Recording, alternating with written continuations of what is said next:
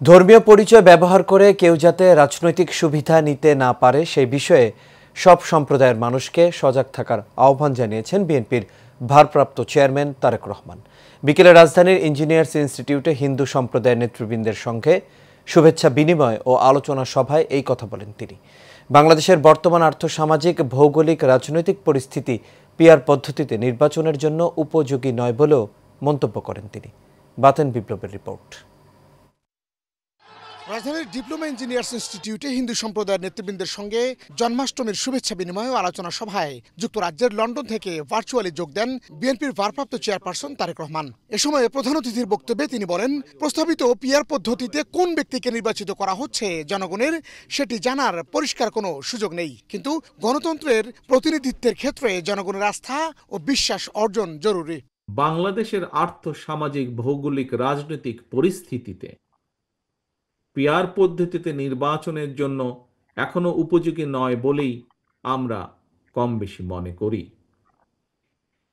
কাকে কিংবা কোন ব্যক্তিকে ভোট দিয়ে নিজেদের প্রতিনিধি হিসাবে নির্বাচিত করে সংসদে পাঠানো হচ্ছে, অবশ্যই জনগণের সেটি জানার অধিকার রয়েছে। তিনি বলেন, যারা আসন্ন নির্বাচন সামনে রেখে পরিস্থিতি ঘোলাটে করার অপচেষ্টা করছে, তাতে করে পলাতক ফ্যাসিস্ট সরকারের পুনর্বাসনের পথ হয়তো সুগম হচ্ছে বলেও মন্তব্য করেন তারেক রহমান। বর্তমানে ফ্যাসিবাদ মুক্ত বাংলাদেশেও যারা মনে করছেন নির্বাচন দিলে জনগণ ভোট দিয়ে বিএনপিকে সরকার গঠনে সহায়তা করবে, যারা এই চিন্তা থেকে বিএনপির বিজয় ঠেকানোর জন্য নানা রকম অপকৌশলের বা শর্তের বেড়াজালের আশ্রয় নিচ্ছেন, তাদের দৃষ্টি আকর্ষণ করে বলতে চাই, রাজনীতিকে রাজনীতি দিয়েই মোকাবেলা করুন।